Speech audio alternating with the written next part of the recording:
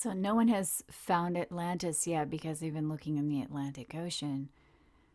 Um, the Western, the reason they've been looking in the Atlantic is because the Western Greek legends called it Atlantis, which implies that it's in the Atlantic Ocean. And Plato said that it was beyond the Pillars of Hercules, right here.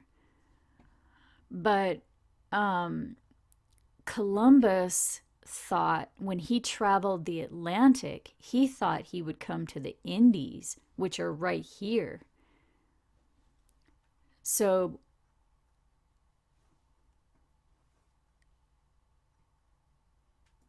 um, they thought that in ancient times, they thought, when I say they, I just mean scholars, they thought that the Indies were on the other side of the Atlantic Ocean beyond the Pillars of Hercules because they were unaware. Because remember, when Columbus arrived here, he thought it was the Indies because they were unaware of the Americas. So this is what Columbus referred to where he thought he would end up. And it's most likely the area Plato also referred to when he said that the land that sunk under the sea was beyond the Pillars of Hercules. He probably thought he was talking about the Indies over here, because they were not aware of the Americas. So this is Atlantis right here.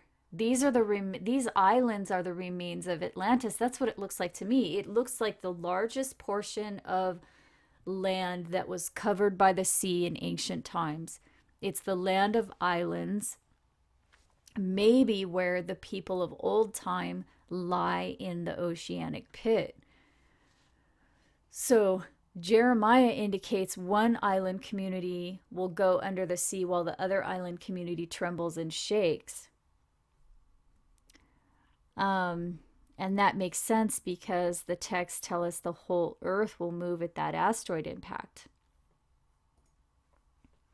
So it could be that the word Tyrus refers to the island communities of the whole earth. But I wanted to look at this region though because I think it's odd the texts don't seem to talk about it. And it should be in the text. I mean, if the texts are truly from God, whose people cover the whole earth, then this region should be in the text. And the texts say Tyrus will suffer a similar fate as Babylon the Great, being covered by the waves, but Tyrus refers specifically to an island community. So, like I said, it could refer to the Caribbean or this area over here, from Indonesia all the way down to New Zealand and all the way up to Alaska. So I decided I'm trying to figure out where the end time Tyrus is. So I decided to look at the meaning of the ancient Hebrew word for Tyrus to see if it gave any clues about which island community it's referring to. And the word Tyre means rock, but this word Tarshish right here in Isaiah 23, which also refers to Tyrus, it's number 8659, and it means yellow jasper. So I did a search for that, and this is what came up. It's this article on the Japanese hornet, published, get this, on June 11th, 2009, on the Mother Nature Network. Okay, so this is what it says. It says, Konnichiwa all. My name is Jasper. I've been invited to share a few things about my species, the Japanese or Asian giant hornet. My species is found in Japan, China, and Taiwan. We are colonial insects who hail to a queen. We have a notorious ability to take down a hive of European honeybees. 12 of us can do so in just 30 hours. So I thought, okay, let me just search for Japan and Tyre. And this is what came up right here. It's JOTMA, the Japan Automobile Tire Manufacturers Association. I'm not sure why it's spelled. I guess they spell the word tire Tyre, exactly like the big biblical place. That's how they spell it in China and Japan. I'm not sure why. Because you can also find it if you search for Tyre and China. But because Japan is an island, I thought, okay, if Japan is symbolic Tyre in the biblical text, then there should be a 70-year period that matches what Isaiah 23 says. So Isaiah 23 says Tyre is a merchant city, it has revenue, and it's a mart of nations.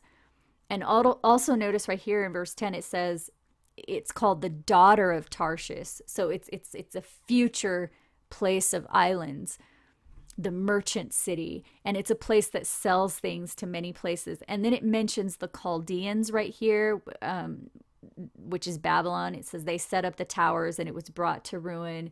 It's talking about Babylon, which in the end time is this pink area right here. It's also called the Great City.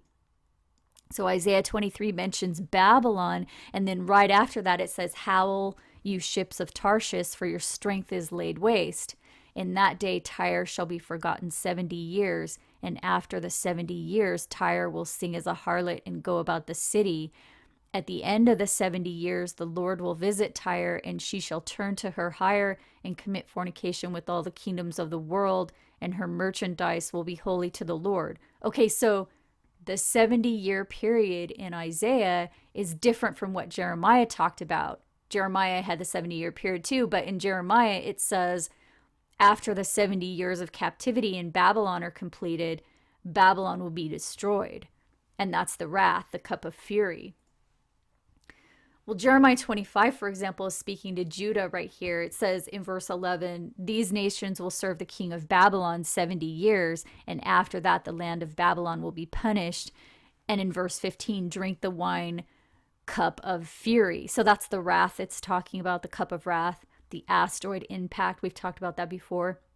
Because it says right here, it will happen to all the kingdoms of the world, that wrath, that cup of fury. And a sword will be upon all inhabitants of the earth. Okay, so that's world war. That's after the asteroid impact. That's what the wrath is. And then it goes on into what will happen to Tyrus. So it's talking about end time in Jeremiah 25. It says Tyrus will be covered by the waves and never inhabited or found again. That didn't happen in Daniel's time. That's why he begged for clarification in Daniel 9 after he read the book of Jeremiah, and Gabriel came to him and clarified that the event in question that Jeremiah talked about would happen in the end time. Right here, he said that right here in chapter 12. We've talked about this before. So here is a chart of Jeremiah's 70 years. There were 70 years of Babylonian captivity right here. And at the end of that, some of them began returning to Jerusalem, but it wasn't the complete destruction of Babylon that time. So Daniel prayed and called upon God as predicted, and Gabriel visited him as predicted and gave him more information. And this is what Gabriel said: 70 Shabuah are determined to finish the transgression, make an end of sins, make reconciliation for iniquity, bring in everlasting righteousness, seal up the vision and prophecy, and anoint the most holy. And Gabriel gave him a far more complex yet precise prediction of what would happen within that 70 Shabuah. He said that 70 Shabuah and all the things in it would start at the going forth of the commandment to restore Jerusalem. And we've seen his timeline of events play out exactly in recent years. The 70 Shabuah, he said, will end. It will end after 70 Shabuah, but because that word means a couple different things, it could end in either 2017 or 2024. But Jeremiah said the destruction of Babylon would occur at the end of 70 years. And all of these fulfillments that we've had seem to highlight the 7-year period that we're in right now, with that 70-year period ending sometime between November 2017 and May of 2018.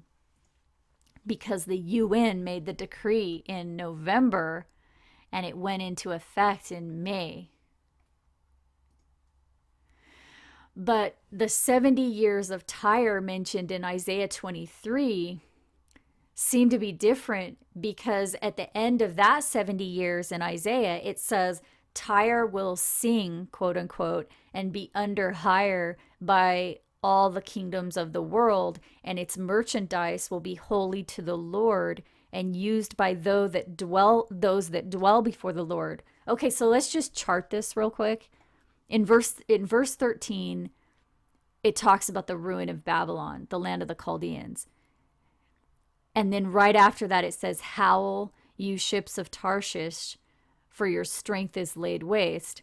Okay, so the 70 years start when the ships howl and the strength is laid waste. That strength may actually refer to Babylon right here.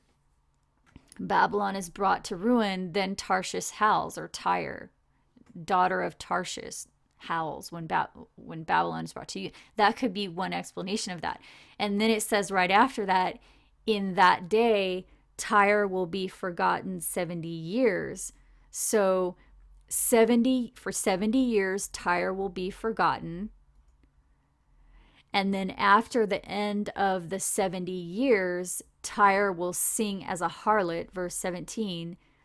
After the end of the 70 years, the Lord will visit Tyre, and its merchandise will be used by the kingdoms of all the world and be holy to the Lord. Okay, so at the end of the 70 years, Tyre as a harlot for the whole world and the Lord. So it seems this must refer to the beast lord here, because the harlot in the text sits on the beast, not God. So this lord that the harlot city works for is most likely the lord of Egypt, who is the lion, the leopard, and the bear. In other words, the beast of Revelation, which we're told is the world government. So it seems to be saying here that at the end of the 70 years, Tyre will provide merchandise for the beast with 7 heads and 10 horns, basically, which refers to the Roman Empire, which was wounded in 1870 but returned to power in new form as the United Nations. We've talked about that before as well in the video, The Dragon, the Beast, and the Harem. It's linked below. Okay, so look at this. The timeline starts when the ships howl right here. Well, in 1784, the first U.S. trade ship arrived in China. It was called the Empress of China. It says after the American Revolutionary War, the ship was refitted for commercial purposes and became the first American ship to sail to China. It left the U.S. and arrived in China in 1784. And that was during the Edo period, when Japan was closed to the outside world, right here.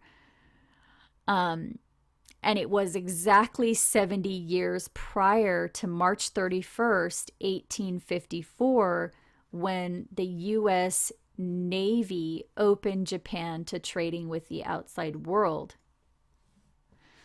So the U.S. Empress of China ship opened trade with China in 1784. And for 70 years after that, Japan was closed to the outside world, so in a way forgotten. And exactly at the end of that 70-year period, U.S. Navy ships opened trade with Japan. So I'm not saying this is a complete fulfillment of that, but I do think it's a partial fulfillment. I don't think this is an accident. I think it's significant because Japan is an island, and Tyrus represents the island communities. And Japan is also a huge merchant for the U.S. and the rest of the world, just like it says here in verse 11, the merchant city. Okay, but this isn't complete, because Isaiah says the ships howl because the strength of Tyrus is laid waste. The strength of Tyrus. So that could refer to Babylon, the strength of Tyrus, or it could refer to Tyrus itself. Well, there are a couple different layers here, because on one layer, we know that at the end of the 70 years, Tyre starts trading with all the kingdoms of the world. So that's not the end of everything. So we're not talking about the destruction of Babylon the Great, because the destruction of Babylon the Great is something that's the end, the very, very end. So it seems like there are a couple different layers of meaning in this. So I have to stop part 2 right here. The link to part 3 is below.